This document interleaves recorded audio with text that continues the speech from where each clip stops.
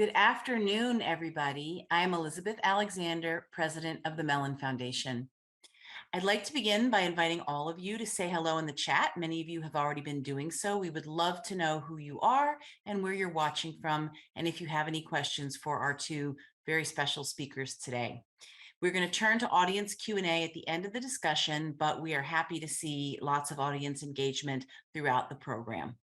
So it is now my great pleasure to formally welcome you to our event. America is at the library, not just the ballot box.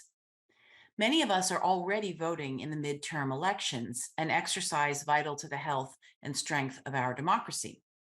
But what about the millions in the United States who are disenfranchised, whether by age, legal record, or immigration status? How can everyone participate in our democracy beyond the ballot box? Where can we all engage in civic life? For questions like these, some answers are to be found in our libraries.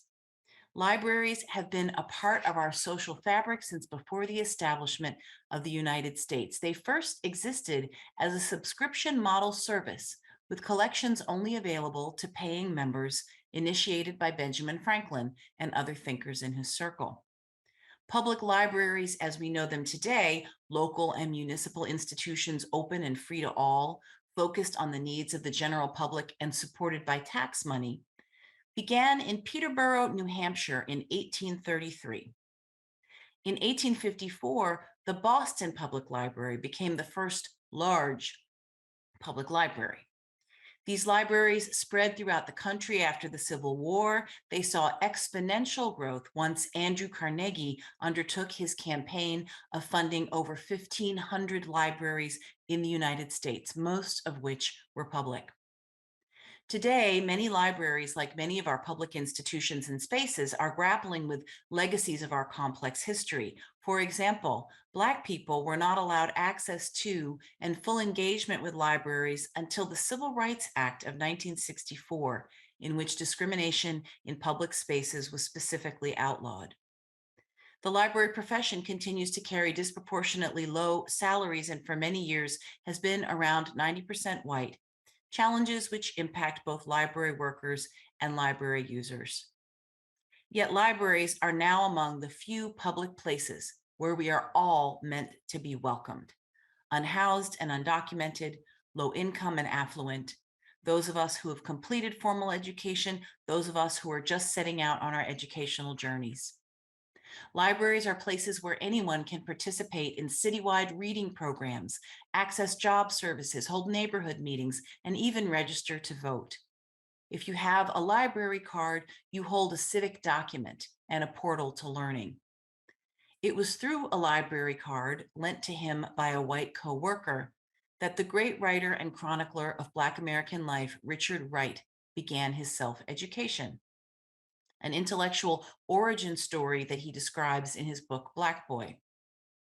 Critically, libraries undertake the urgent mission of collecting knowledge and providing equitable access to information and resources. Many are led and staffed by librarians who are addressing some of our most urgent social justice issues, including universal access to broadband internet, informed and equitable civic engagement, and the right to read. As we mark the conclusion of National Arts and Humanities Month, we at Mellon are honored to convene this discussion on our nation's libraries and their centrality to robust democracy. And we are so happy that joining us today are two distinguished guests, Tracie D. Hall and John F. Szabo. Tracie D. Hall is the Executive Director of the American Library Association, leading the 50,000 members of the oldest and largest library association in the world. She is also a poet, fiction writer, and playwright, and I first came to know and admire her as a writer. She has had an extraordinary nationwide career in library and arts leadership, including positions at the Joyce Foundation, Chicago's Department of Cultural Affairs and Special Events, and the New York City Early Learning Network. Over the years, she has worked at the Seattle Public Library, the New Haven Free Library, Queens Public Library, and Hartford Free Public Library. And I should say, when she was at the New Haven Free Library, as a parent of young children at the time, I benefited from that library and its resources. This year, she was awarded the National Book Foundation's Librarian Award for Outstanding Service to the American literary community. A native of South Los Angeles, Tracie received her first library card at the Watts branch of the LA Public Library. Welcome, Tracie. Thank you so much, Elizabeth. Szabo is this. Hello. John Szabo is the city librarian of the Los Angeles Public Library, a system of 72 branches that serves more than 4 million people. Wrapping my head around that. Amazing. The largest population of any public library in the country, or perhaps on planet Earth. I don't know. You'll tell us.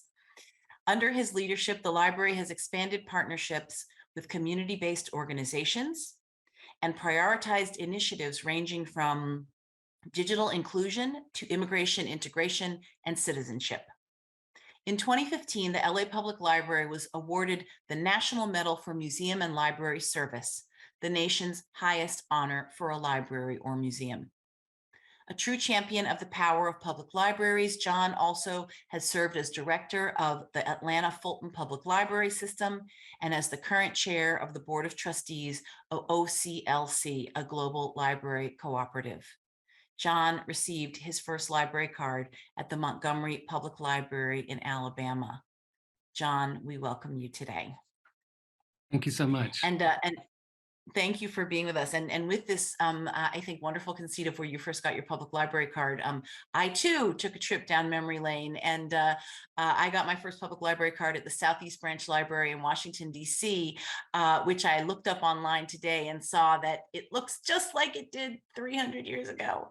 So it was actually very evocative and wonderful to remember being a child and the specialness of those trips to the library.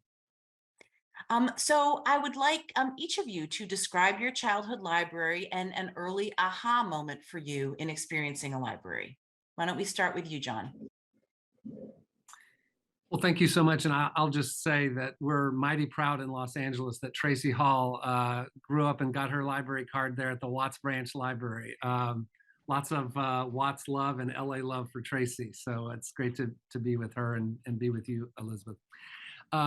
My childhood library, I was grew up in a single parent household with my father, and he was in the military. We moved around quite a bit, but retired when I was very young in Montgomery, and certainly used the Montgomery Public Library, but it was an Air Force-based community library that was the library of my childhood that I remember using, and it was a one-room library. It was in an old dance hall with bookshelves up on the stage that had been converted. And although it was small, to me as a child, just the vastness of that collection and all that could be learned in that space was really had an impression upon me. And it was a sense of wonder, a sense of discovery, the sense of happenstance that you could just wander the stacks and pull a book off the shelf and really discover something new. And that the real aha moment for me that I look back on that I think has affected me in this incredible profession of librarianship is discovering in that little community library on a military base a gay novel, and what that said about libraries, and that things that I didn't expect to be on the shelf, that I didn't expect them to collect, that resonated with me, that said something about the institution there. It said something about the people that worked there, and that a library was for everyone. And I still get a little emotional thinking about it. And that's a really beautiful thing. And it's something for us in libraries not to forget it. And it was a real special moment for me at a very young age. Beautiful. Tracie? Well, I am thinking so much about what you just said, John. Is so important for us to remember that, you know, there's a law in librarianship that says for every reader, their book, right? And then there's another law that says for every book, its reader. And I'm thinking about that and how important it is to make sure that access remains paramount. For me, going to the library was, I think, maybe, Elizabeth, the first example for me of what reparations could look like, because my grandmother and grandfather were participants in the Great Migration from Grand Cane, Louisiana to South Central Los Angeles to Watts. And my grandmother was a bit agoraphobic. She didn't go out much, maybe sometimes to the doctor, but very seldom did she leave the house. And the one trip that we took religiously, we actually took two trips. One is to the Watts Towers. My grandmother gave me an education in the Watts Towers. She told me all about Simon Rodia, who was the Italian immigrant who had built the Watts Towers. And she told me why they stood, even after the devastating Watts riots, in which I lost an older brother that I never met. But she told me that the reason why they stood intact is because during the riots, people in the community had gathered around the towers with buckets of water, and they had linked hands because they were not going to allow that to be burned, because it was a symbol of pride for Watts then and now. But the other place that she considered to be a similar asset was the library, that public library, which was then on 103rd, and now it's on Compton Avenue. It's now the Alma Reeves Woods branch. But my grandmother would take me there. We would walk very slow because she walked very slow. And so I think because it was slow walking, it was very reverential, it's very ceremonial to me. And I remember my big aha moment was my grandmother would say sometimes when I would be bringing my big piles of books, she would look and she might say something like, you know, we didn't have nothing like this when I was growing up. And there was something about her, she didn't speak a lot, but there was something about that that let me know that not everybody had access to that experience, and that she had it. And I think that's something that stays with me in my career, to not take for granted the power of libraries, and to not take for granted the resources that libraries bring to people every day who otherwise may not be able to access them or afford them. These are such beautiful remembrances and insights. And just glancing at the chat, there are so many people who are adding their own.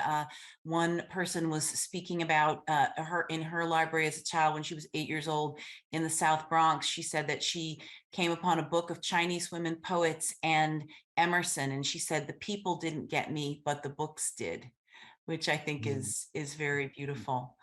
I wonder also, what do you both each see as significant moments in the history of libraries? A lot of the research that we did for today taught me a great deal. So I wonder how you would contour some important moments in the history. Either, yeah. Okay. So maybe I'll Well, just start with maybe some broad sweeps here.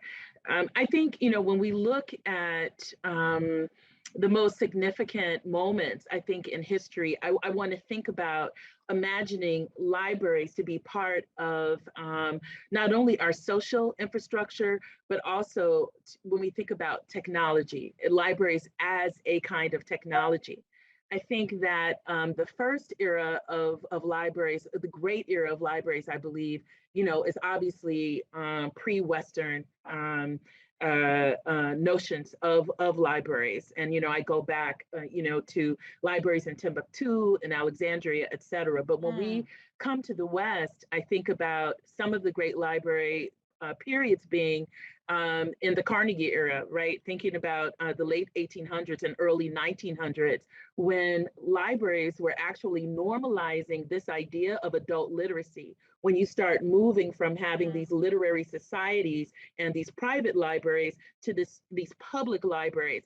And I think libraries back then were kind of like Starbucks were at one point, where they were sort of like symbols of new communities forming, and where you actually had more maybe libraries were proliferating at a time when you had as many as two or three of five adults who were not literate. I mean, had very, very limited literacy. And when, you know, there was still a debate about whether or not reading made actually a worker or a laborer less effective. So libraries were beginning to normalize this idea of adult literacy and actually connecting adult literacy to community prosperity and notions of even industrial productivity. So I see that as being one of the great eras of libraries. I think the second was the role that libraries played in introducing personal computing and personal technology to individuals, whether or not that was happening, you know, at school, in K through 12 settings, in academic library settings, or in public library settings. I remember myself in teaching tech instruction at Seattle Public Library and spending a full day teaching people who would come over an entire week and sometimes 2 weeks just to learn how to use a mouse.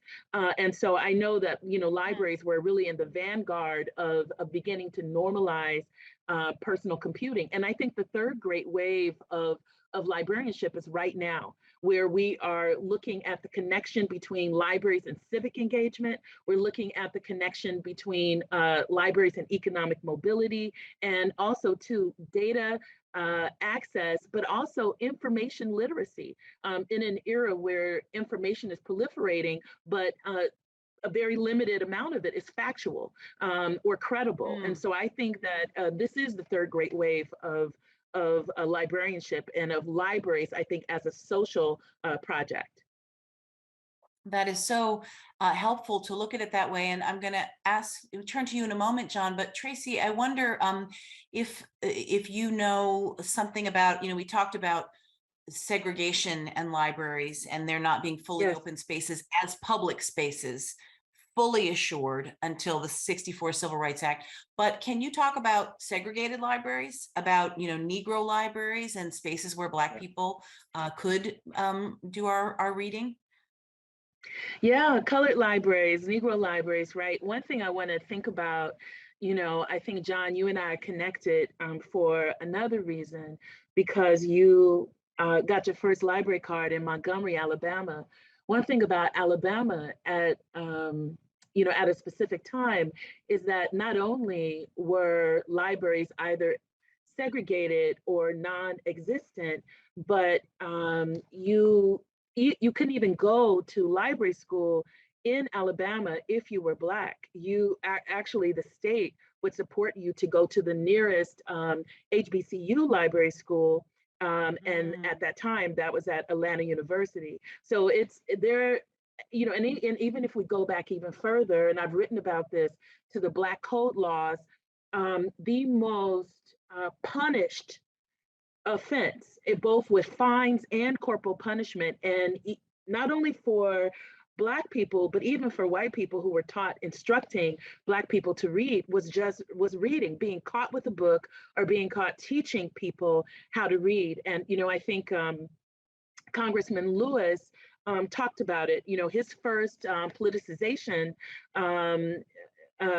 happened in a library, in which he and some of his friends, when he was about 16 years old, went to desegregate their library, and they were met with a vicious assault. And so some of the first, as we know, civil rights sit-ins were actually happening in libraries in the 40s, 40, 42, 44, 46, well before people were sitting at lunch counters. But I'm glad you asked that question, because we're in an era where still today, the majority workforce in librarianship are white people. And in terms of Black librarians, we're less than 6%.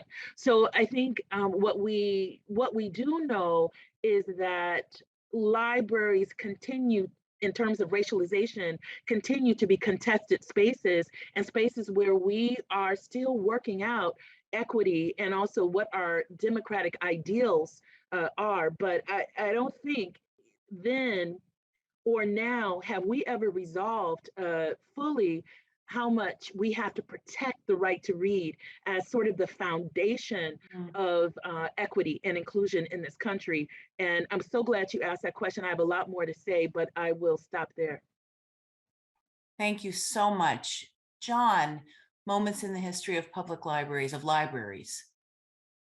Yes, and just touching on that, I think that going back to the late 1800s, early 1900s, as Tracie mentioned, with Carnegie libraries and this idea of the public library being an everyone institution for immigrant communities, and all that public libraries did, serving immigrant communities and helping people to take citizenship tests, and how that's returned as a very prominent service in libraries large and small all across the country. But I think that I feel like in public libraries, we're on a trajectory of fulfilling the promise of what libraries were meant to be, in terms of equity and being that everybody institution.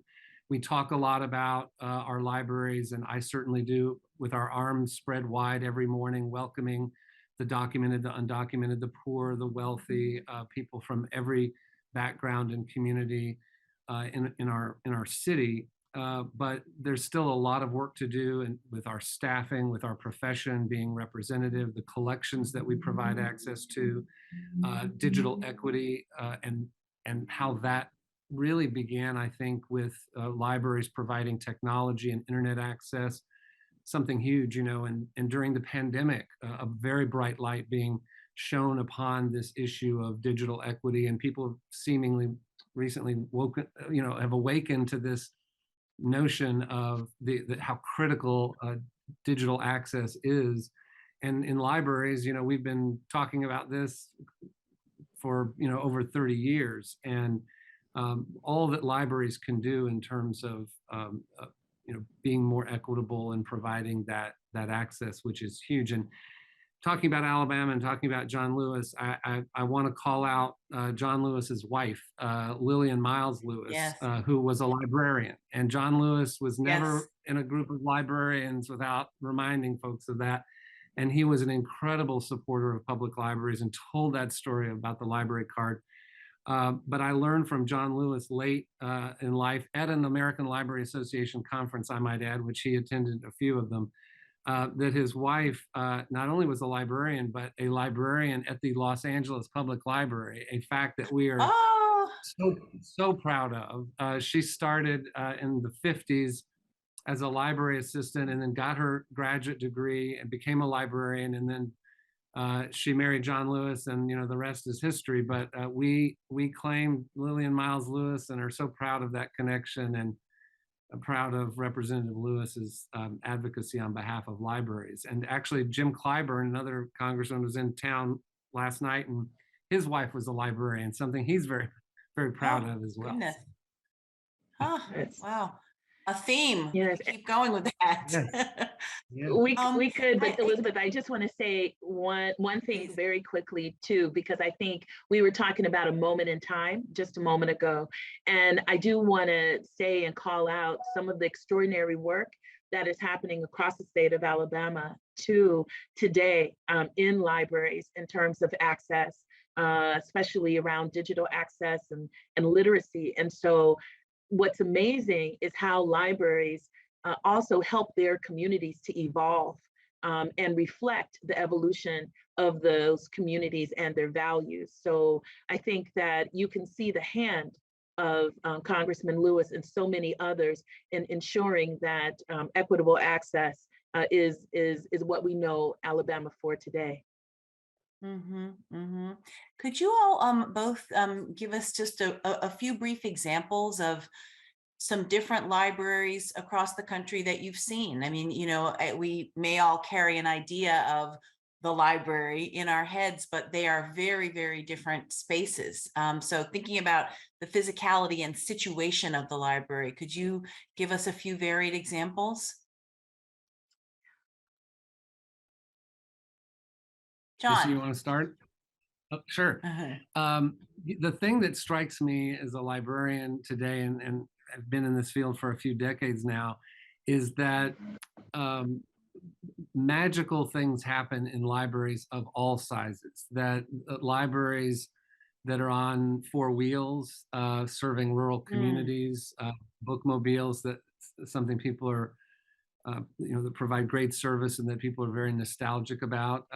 All of the outreach activities that happen through libraries, signing people up for library cards at pride parades and at uh, festivals and communities.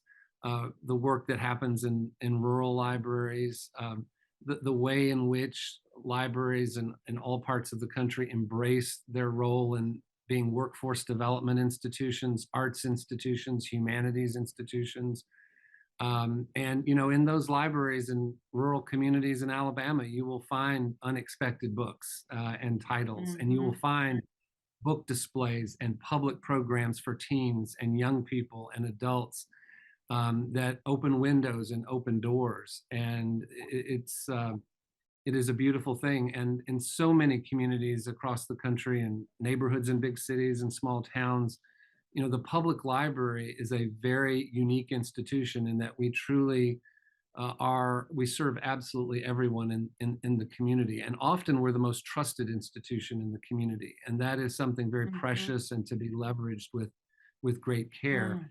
And also in many neighborhoods, the most beautiful and loved building. And that also is something to be very proud of. And that can be leveraged to do good and to have an effect on some of the biggest issues our neighborhoods and communities face.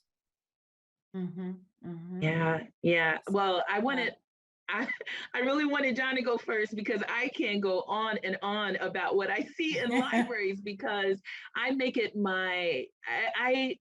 I don't know how many hundreds of libraries I've been in. I sometimes say 3, sometimes I say 400 libraries because I never go anywhere for too long without going into a library. Let me talk about a few things that I've seen that I think speak to some of the trends and what we can expect from libraries.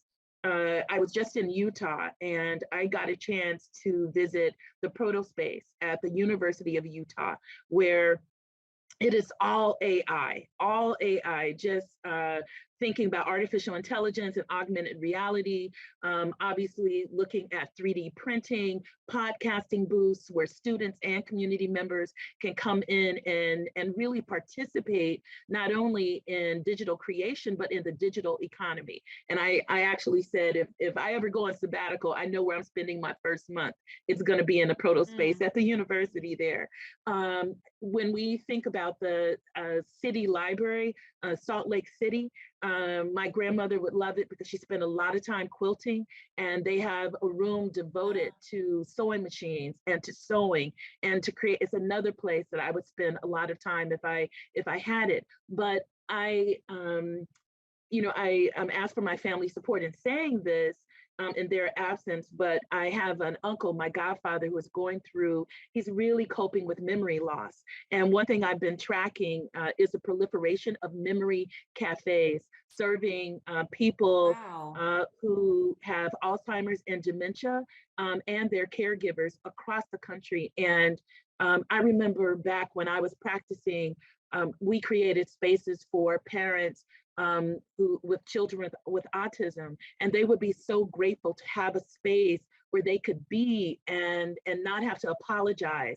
But today to see the proliferation of memory cafes is a personal thing because I've been able to support my family and saying, here are some outlets for my uncle. ALA has been participating in an extraordinary project called Libraries Build Business, which is supporting entrepreneurship, especially amongst people who are underemployed or unemployed, or who might be least likely to gain capital for new business ventures. And so I see a lot of libraries across the country that are creating these co-working spaces and also these entrepreneur incubators, if you were. And in DC Public Library, where I just was, they've converted their entire first floor. When you enter, on one side, it is a co-working space for the public, beautiful. And on the right side, actually, there is a cafe that is run by a community-based organization that is supporting returning citizens who are returning from incarceration in running a bake shop, a coffee shop and a bake shop. So when it comes to libraries today, they are doing some of everything and doing it well. My goodness, I am learning so much. So we've been talking about what happens in physical spaces, but let's expand to talk about, what happens, what libraries are doing beyond the physical building. And if you could also talk about the balance with, material that libraries are making available online and people actually going to the library. I mean, I'll put out there that like, people will go to the library forever. But if you want to challenge that, please do. But if we could talk about, the library like this and the library in space. Okay, let me start because, again, I taught in library school for a number of years. And so I think a lot about this notion that I'm going to share here. It's just this very basic notion that information wants to be free. Information by design wants to elude a container. Okay, so that's a nature of information, and we can test it and we see it, right? Even gossip is a form of that kind of technology, but information wants to be free of a container and free of any kind of geographic space. It wants to travel and it wants to meet a new new terminals and it's always seeking a new terminus. And I think that's something that we want to think about because I believe that the physical space, the bricks and mortar, is critical. We need to house, we need something that is tactile, we need places to convene around information. And we've always done that, whether it is the marketplace or whether it is the underground libraries of Timbuktu. We have always done that. But we also need to find access to information in our everyday lives, right? So what I see is that I think we're in a hybrid space now, especially I've been watching the information retrieval and usage styles of very young people. And I see that they want print materials, but they also want it, on a platform as well. They want both. And I think that that's going to stay with us for a while. I also think that we are coming to, just as the notion of the archive has expanded and what an archivist looks like, it is very community-based now. I think that we'll continue to see the proliferation of things like little free libraries in neighborhoods where people go back to what we've always done to collect, store, and disseminate information. These kinds of actions are very fundamental, and we have to understand that the library is such an organic organism, and it will always be with us because we will always want to record and review intellectual production and cultural production. That's actually who we are. But I think that we're going to see the notion of the library stay intact as bricks and mortar, but we're going to see more online access points and more satellite access points. And I could say a lot more about that, but I want to hear what John has to say. I think there's Thank a you. real, in the last few years, a real blossoming of both the physical space of the library and the digital space. Within the digital space, we've seen so many people discover ebooks, e-audiobooks, all of the e-content that we make available, particularly during the first couple of years of the pandemic.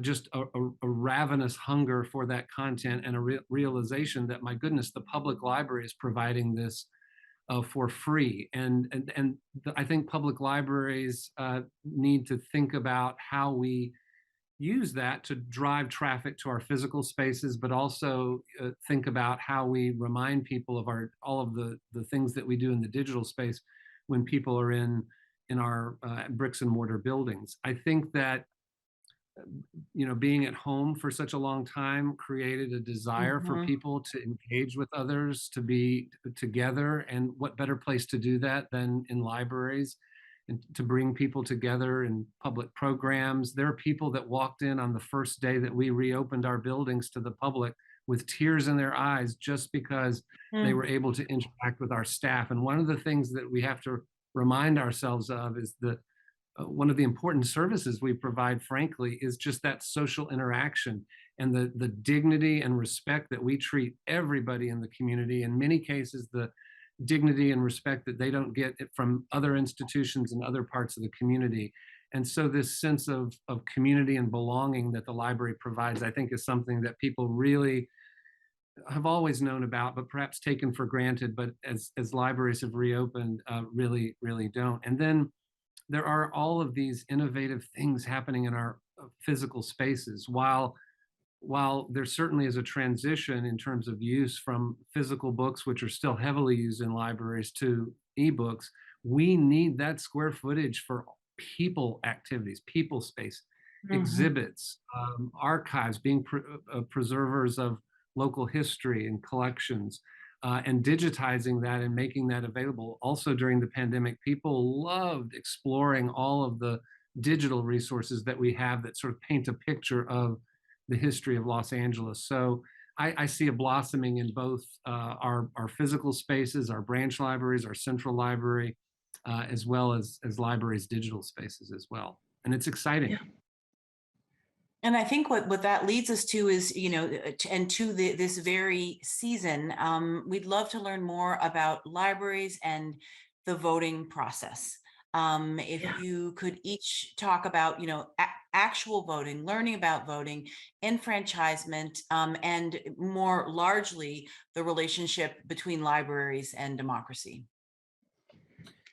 Yeah, Well, I maybe get I'll jump out here with that. Go ahead, John. Do you want to? Yeah. Well, I was just going to say I get excited when I think about libraries and voting and voter registration. In Georgia, where I was director of libraries in Atlanta and Fulton County, there was a law that required all libraries, when we registered people for library cards, to also ask them if they would like to register to vote at the same time. Mhm. And I loved that. I thought that was a fantastic thing to do. And one of the statistics I love to report on more than anything was how many people registered to vote through our library there. And whenever a registrar of elections or the supervisor of elections in a community picks up the phone and says, "Can we use your library as a voting polling place? Can we use it for early voting? Can we place a vote by mail box at your library?" I eagerly say yes and enthusiastically say yes. And when we were called 3 years or so ago and asked to put, I think it was 17 ballot boxes for vote by mail here in Los Angeles at our branch libraries, I said, please place them at all 73. Yeah. And they did. And the reason is that it's an opportunity for the library to play a role, an important role in democracy. The library is a safe, known place, so it makes it easier for people to vote. But it's also strategically valuable to us because when people come to vote on election day, or when they drop their ballot off, they're inevitably going to find out that we have story time in a language other than English, or that we have Mhm. a terrific program, an arts program, or a program for teens, or they're going to learn something really interesting that the public library does. And a statistic I love to use is in the last really big election back in 2020, 418,000 people dropped their ballots at the 73 ballot boxes at our branch libraries. So Yeah. we love that. It's a good thing for our libraries and a good thing for our communities. Mhm. Mhm. Yeah. Picking up, where John is leaving out, and I just want to note that we were both like, yes, we need to answer this question, because this is, I think, the lifeblood of libraries is participation in the democratic process. And that's also one of our core values at the American Library Association. And I also have to call out school libraries in this particular area because I was visiting a school library and there was a local election happening, and they actually had all of the information about the candidates and their platforms and for middle schoolers.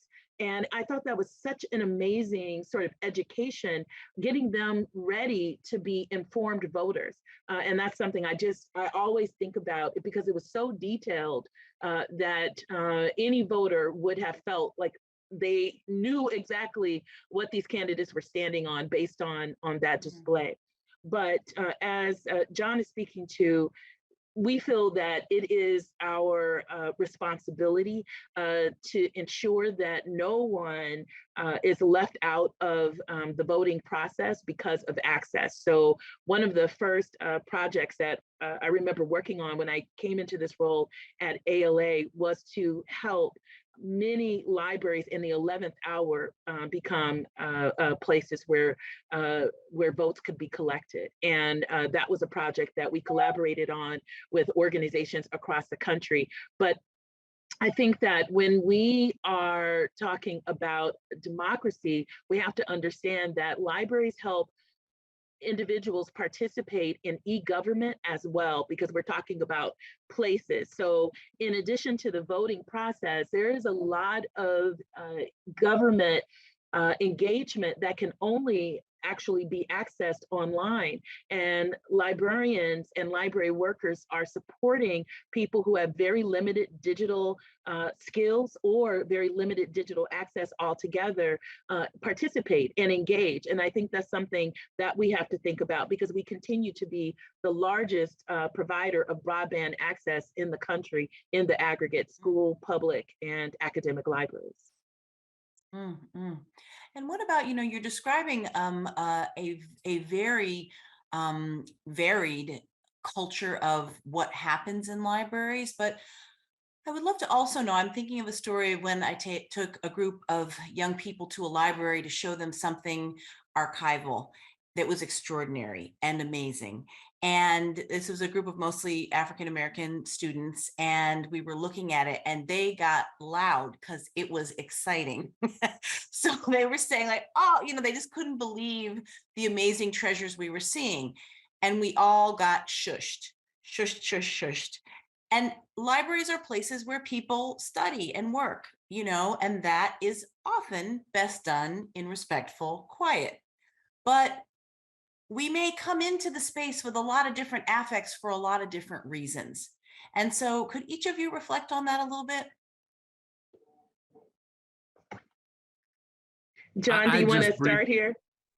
Yeah, I absolutely love the story that you told. I hate the shushing part, but when people discover something that that might have been unexpected, and that the collections speak to them, and that important role that libraries play.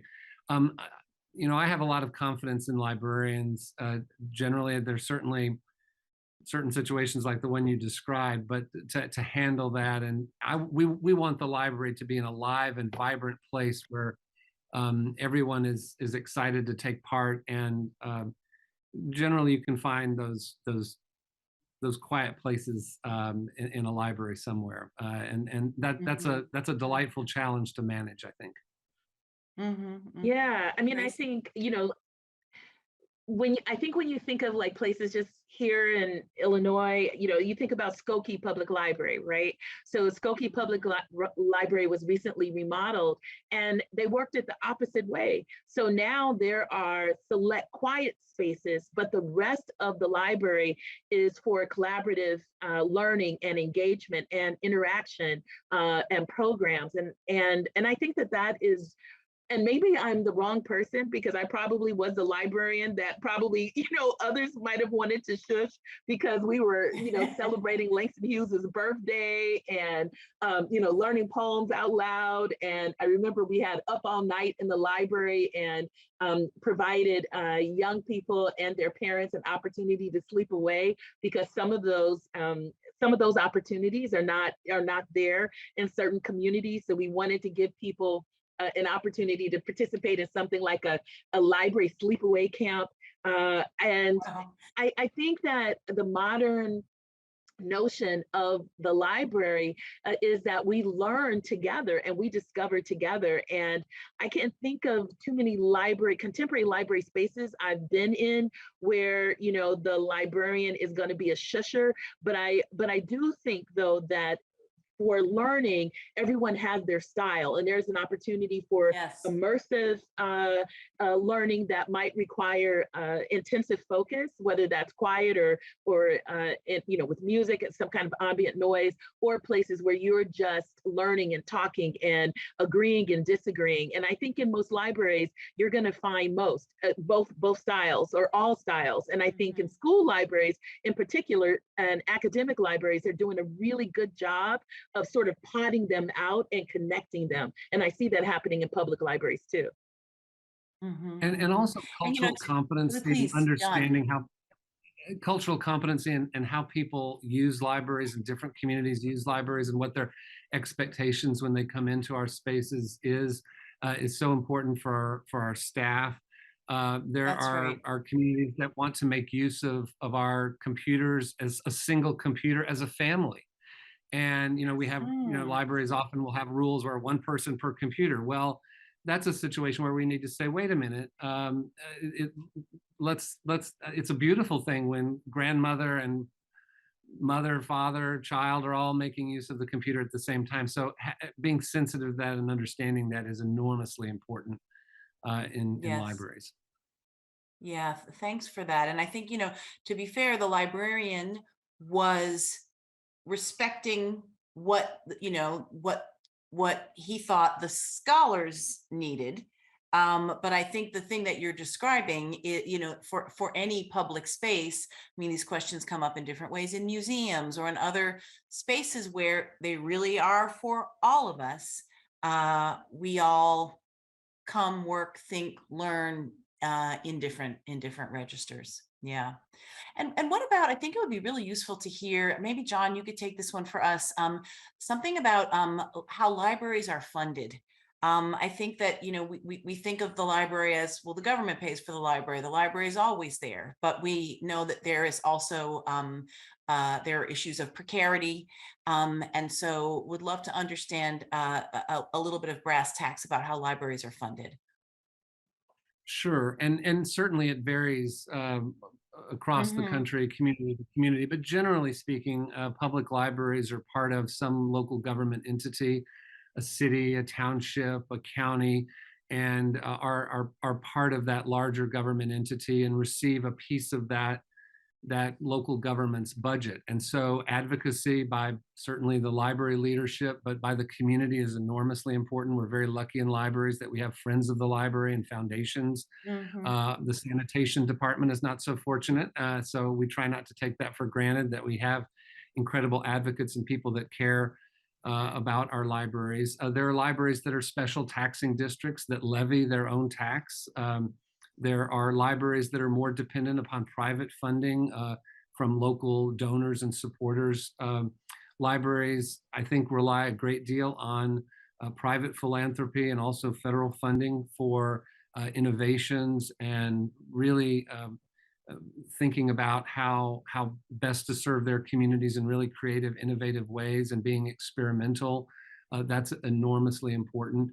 And I think that generally there's a great reliance on local property taxes and the local economic health of a community. And so we're always mindful of that.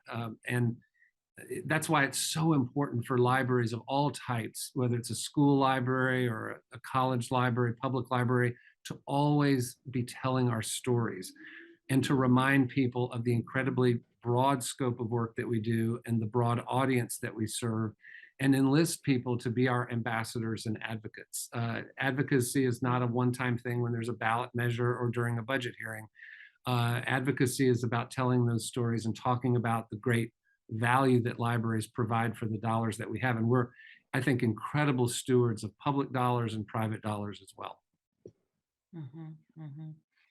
And Tracie, I wanted to ask you, we're in an era of unprecedented, I believe, book banning and censorship. And so I know that the ALA is tracking what I think you call book challenges across the country. And I would love to hear what trends you are seeing, what's at stake here, and to talk about that issue of book banning in libraries. Yes, so as you just mentioned, we are in an era of book censorship that far eclipses even the McCarthy era, right? So we are seeing an exponential rise in bans and attempted bans. We're seeing libraries close because of these issues. We're seeing librarians and library workers under threat. We're seeing escalations in terms of threats of physical violence um, against library buildings, et cetera. So I think that what we also, though, are seeing, which is good news, is that this is an outlier group who is attempting to politicize the right to read. We know that the association ALA mounted a national poll to get to the heart of this, and the poll found that 71% of voters, both Republican and Democrat, oppose efforts to remove books from public libraries, and 67% of all voters also oppose efforts to remove books from school libraries. So this is an outlier group that is really trying to politicize the right to read. And I think that we've seen it, before. We call this in our field information withdrawal. Right? Information withdrawal usually occurs when there is a small minority that is hoping to seize power or sometimes to maintain power by actually making information hard to access by a rising majority. And I don't think that there is, in this particular case, then any surprise that the types of books that are being challenged are books by BIPOC and LGBTQIA authors or about those experiences. And I think that that just is a part of what we see all the time with information withdrawal. It is so sad to see it proliferate in our democracy. And that's exactly the reason why it should be stopped. And it has to be stopped now. The American Library Association was the first national organization to create a national campaign, Unite Against Book Bans. Very simple, telling people exactly what to do. You sign on at uniteagainstbookbans.org, you immediately get a toolkit, and you learn how to mobilize and organize your communities, because this is not something that we can let stand. Our freedoms are really on a slippery slope right now. And when we see the right to read being challenged, we can expect, as we have seen, that other areas of personal autonomy will be challenged as well. John, did you want to add anything about book banning? Yes, and I will say that the work that Tracie and the team at the American Library Association is doing is so important to libraries of all types all across this country.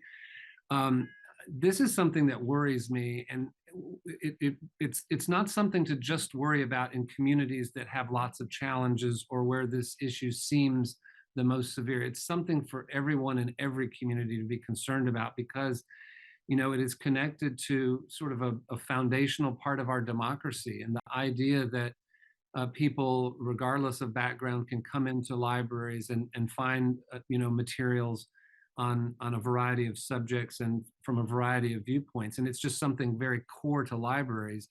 And what worries me is that it's going beyond the challenging of books or the removal of books from a library collection, and that it is painting libraries as an institution as a bad entity, and an entity that is anti-American or whatever, and that potential to harm libraries across the country in all communities, to harm funding and to harm what is just an incredible amount of support that we have and have built because of hardworking library workers and staff over decades of providing great service. that trust is something that is an incredible thing, and that would be scratched at and harmed by this effort is really upsetting and warrants a very fierce and strong fight against it. It's a great concern, and it's something that the nation should pay very close attention to. I have many more questions for you, but the audience has more. There is so much engagement, so I want to turn to some questions from our participants. An interesting one from Melissa Canham Klein in Hamden, Connecticut. How do we get to a national library card, one that would permit universal usage and resource sharing, no matter where a person was in the US or its territories? And either of you, now we jump. So it's jump ball. Yeah. So one thing I want to say is that I do think that the pandemic period has not been without its innovations. And I think what we have seen is that we have seen cooperation between library systems, especially when it comes to online resources.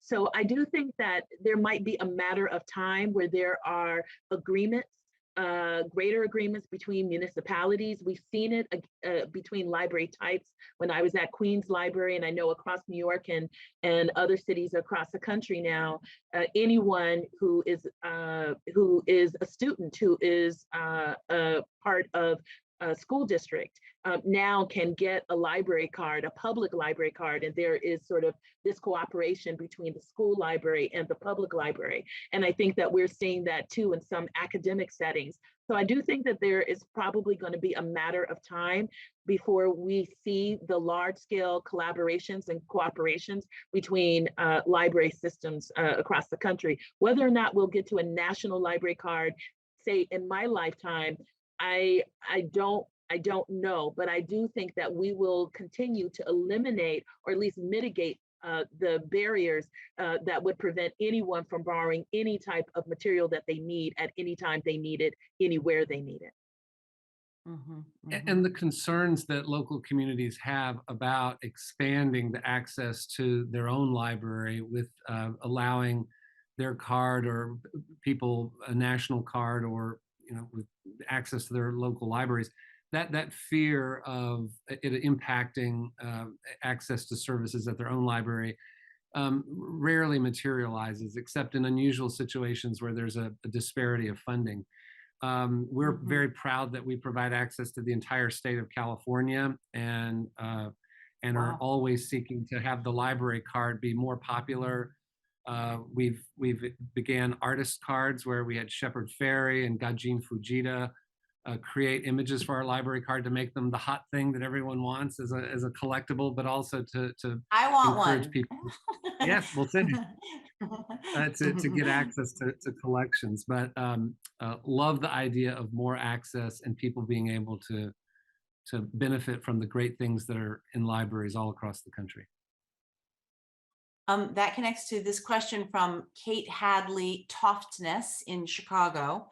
What role might artists play in the libraries of the future? To which I would add, what can you tell us about artists and libraries today? Okay, so I have to talk about this. This is like, thank you so much for that question. Because of my own background, I have always been interested in the capacity of libraries to expand arts access, right? And so we actually have a project right now that's headed by Michael Rode and Willa Taylor, two theater legends, national legends in terms of arts access and arts education. They're actually creating a playbook for us and working with over a dozen libraries in rural, tribal, small, and some lower income, dense urban environments to really get at the heart of something that we consider recreational literacy. The fact that people with very limited reading literacy also live what Elfrida Chapman, one of our great information scholars, call the small world theory, that our world it actually contracts or expands to the size of information and information fluency that we enjoy. And so what we know is that people who have limited literacy don't go to the park as often, to free theater programs as often, to free choral events, or even exercise, or even sometimes go to the library because they might be intimidated by the literacies that they need to navigate. So to get at the heart of that, we are working on this project called the Civic Imagination Station, where we are imagining how we grow a notion of, say, something like Ken Bigger, one of our fellows, calls civic fluency through arts access and through library access. And so ounce for ounce, pound for pound, libraries are the largest access point to lifetime education and to the arts and humanities. And that's something that we don't talk about as often. Well, I'm So thankful this- for the oh, please, question as John. well. I was going to say, I'm thankful for the question as well. Public libraries and libraries generally are arts institutions. And whether it's through a creation of art in our maker spaces, ours here at Central Library is called the Octavia Lab after Octavia Butler, a patron of this library, someone we're really, really proud of. In fact, they're making items in that space for Dia de los Muertos right now. We have a creators in residence program, which is engaging artists to interact with our collections, our staff, our services, and our buildings to create something, to create artwork. And our inaugural artists are River Tiqui Garza and Quasi Boyd Bolden. Just want to call them out, and also a way that the library through this residency can actually support artists, and that's an opportunity libraries can do as well. And also just exhibit space, whether it's through kindergartners artwork, high school artists and their artwork. There's a great opportunity for civic engagement around the arts as well. Yeah, San Antonio Public Library is one of the largest. They have one of the largest ongoing exhibits of Latino art. And I also want to say, think about the teaching artists in libraries. One of them was Audre Lorde, one of my favorite librarians, yes. Right? She was a librarian, but she also taught youth poetry when she was a young adult librarian. Can you imagine learning poetry from Audre Lorde in your library branch? Well, that happened. And Langston Hughes, we know very well that he taught a lot of poetry courses all over New York Public Library. So I want to call out the teaching artists too, every day who work in libraries. And I would just add that there's no better place for a poetry reading.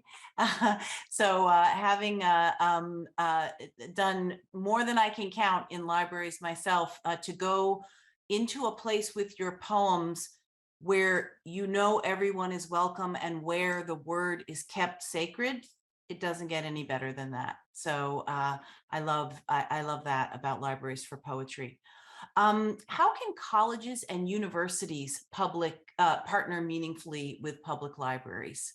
That's a really interesting question. What are some examples that you could talk about? Yeah, there are some examples out there. I was just in my work alma mater, Hartford Public Library, was a formidable place for me to practice as a younger librarian, and the main Hartford Public Library shares space with University of Connecticut, Hartford. And we see examples of that in San Jose, et cetera. And I think, and even in some parts of Indiana, there are some actually academic libraries that open to the public for certain parts of their collection. I think that what's important there is to recognize that libraries serve all parts of the family, that they serve learners who sometimes might need a boost to be able to secure a 4-year degree or even a 2-year degree. And so I'm looking at Chicago Public Library and the way that it works with community colleges here in the city in supporting returning residents and supporting them with information literacy and then connecting them on to other library programs. So I think that type of collaboration really means that learners are not dropped along their journey. And I think we're going to see more of that. We began to see it with school libraries and public libraries joining forces. And I predict that we're going to see more 2- and 4-year colleges joining forces with public libraries. Mhm, mhm. Yeah, I think there's so much more to do in terms of collaboration between our colleagues in academia and public libraries. I think that public libraries have lots to learn in terms of curation, exhibitions, digital access, archiving from our colleagues in academia. And then I think that there's a lot to learn from public libraries in terms of reach, access, marketing, appealing to a broad, diverse audience, and how public libraries approach that, because that is core to who we are, core to our mission. And I would love to see much more collaboration between them. This is a question from Onyx, and I know that that John, could give us some good examples of this. Are there any recent examples of how libraries have been welcoming to undocumented communities, refugees, and so on? We've touched on that, but not spoken in depth. And Onyx says, I think too about communities from Ukraine. Well, a huge thank you to Onyx for asking that question. Yes, we specifically right now here in Los Angeles are doing intentional direct outreach to refugees from Ukraine and also Afghanistan, actually, and taking the opportunity with staff who speak those languages to let them know about public library service here, let them know that it is free, let them know that they are welcome here, and provide them very specific assistance in all that they need to integrate and become part of our local community. Our services for immigrants, undocumented, documented here in Los Angeles, is one of the services I'm frankly most proud of. It is something that we began a number of years ago with the intent to serve legal permanent residents through a partnership with the United States Citizenship and Immigration Service. And it has expanded and broadened to help people in California who are undocumented get driver's licenses, which they are eligible to do, and to provide full immigration assistance. So we actually have New Americans centers in 7 of our libraries and New Americans welcome stations in all 73 of our libraries to send that message. And I'll say that we do that because that's a real need here in Los Angeles, a city proud to be a city of immigrants. But there is a strategic value to the library in doing that. We want all of these individuals to be library users, to be heavy library users, and to become advocates for our libraries in the future. And these services just keep expanding as the needs grow, including a special initiative that is specifically for street vendors here in Los Angeles, which are primarily immigrant communities who are street vendors, and helping them with the regulations, with business licenses, with financial literacy, with all of these things. A real need and a service that we're very, very, very proud of. Mm-hmm. And so to conclude, we're almost at time. I want to ask 2 questions of each of you for quick answers. This has been an incredibly rich conversation, and there is so much happening in the chat. So we got to a lot of you, but I want to just thank everybody for being so engaged. And so the 2 questions for each of you, one is, what would you leave us with and many people are asking this, how can the general public support libraries? What do you want us to know about being supportive of what you all do? Number 1. And question number 2 is, tell us a story of something beautiful you recently witnessed in the library. John, why don't you start? Go to your public library, particularly if you haven't been recently, and you will absolutely be surprised by something. You will learn of a service, of a space, wonderful staff. You will inevitably be wowed by what is happening in your local library. And volunteer at your library. Donate to a library support organization, a foundation, or a friends group. Volunteer to participate in that friends group. Look for a library ballot measure if there is one, and support it. Support funding. Go to talk to your politicians about supporting library funding. Keep your ear to the ground about book bans, and fight for intellectual freedom in your community as well. Libraries need your support. We are essential to the democracy. Public libraries specifically are not a nice to do service. They are essential. They are absolutely critical in every community across the country. And I get to see a warm, fuzzy moment in libraries every single day. It's one of the great benefits of being a librarian, and certainly being city librarian here in Los Angeles.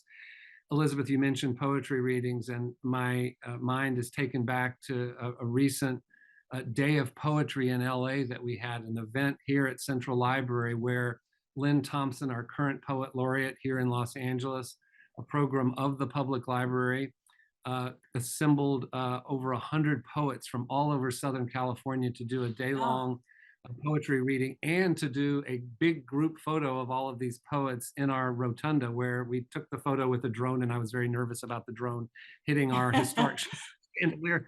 But it was a beautiful, beautiful moment. These poets came from all over Los Angeles, and the very first person to speak was Luis Rodriguez, who is a wonderful poet, a former poet laureate of LA. And I've heard him speak about libraries, and I've heard him speak about the LA Public Library just beautifully many, many, many times. But this time at the podium, as he began this day to an audience of poets, he talked about being involved in criminal activity, being in jail, being unhoused, living out of his car, and just a very challenging early life. And he talked then about coming into the library, and how he would come to the library again and again and read and read and read, and be supported by the staff in the library. And he said the library saved his life. And that is a very, very special story, but it's repeated again and again and again. There are beautiful things happening today in the 73 locations of the LA Public Library, and in Pascagoula, Mississippi, and Keokuk, Iowa, and all over the country, where people's lives are being impacted in powerful, powerful ways. And that is a huge reason to support public libraries. And also, speaking of poets, I also, a name I want to call out is Amanda Gorman, who was the Youth Poet Laureate of Los Angeles, who became the Youth Poet Laureate on the very same stage that Luis Rodriguez was speaking those words. And she is someone who started in our libraries and made use of our libraries, and is a great ambassador as well. Thank you. Thank you. Tracie. Yes, well, I will echo, use your library, advocate for your library, advocate for the right to read. Understand also, something we haven't talked as much about is the role that libraries play in really countering generational poverty, because we know that poverty is compounded by lack of information. Also, to advocate for the right to read and for reading access to people who are incarcerated. One of the biggest book bans in this country is happening behind bars, and we have to stand up for the right to read for people who are incarcerated. Give to your library, and please support legislation like the right to read, just recently introduced by our Congressman Grijalva and Reed, which is advocating for the right to read and for information resources at the school library level. We already know that almost 33% of students in schools don't have access to a full-time school librarian. So I think we can continue to advocate for libraries, and of course, join uniteagainstbookbans.org and keep reading free. We know that free people read freely, and we always want to preserve the right to read. My story that warms my heart every time I think about it, and I had to fight back tears, was a woman was telling me that her son she used to take her son to the library, single parent, like my own mom used to take her son to the library all the time, and he grew up in the library, and they were really, really, really poor. And so their public library underwent an amazing building project and made, this library into something super, super special. And she thought her son would get a kick out of it. So she actually mailed him an image. She mailed him the newspaper clipping with the library, the new library. And he told her that when he got it, he said he just saw it and he started running. He was running, and his buddies thought something was the matter, because sometimes when loss of a loved one, and he just started running. So they just start running behind him. And when they finally caught him, they were like, "What is it? What happened?" And he said he was so embarrassed. All he could do was to turn over the newspaper, the page, and say, it's my library. It's my library." And they all started clapping. And sometimes when I think about whether or not this work matters as much as sometimes my grandmother would believe me, would want me to believe, it mattered for her. It matters for me. It's made a difference in my life. Libraries have, but I always think about him, and I think about the people who are with him in combat, that they all understood that image, that it was about possibility, and it was about investment in people and investment in the community. And that story, that's the story that I want to share. Well, Tracie, John, thank you so much for this rich and soulful conversation full of learning and light. Thank you so much. To everybody who tuned in and participated in the conversation, thank you all so much too. Free people read freely is our mantra that I will leave you with today, with my gratitude and welcoming all of you in the future to future Mellon Foundation events. Thank you very, very much. Good evening. Thank you so much.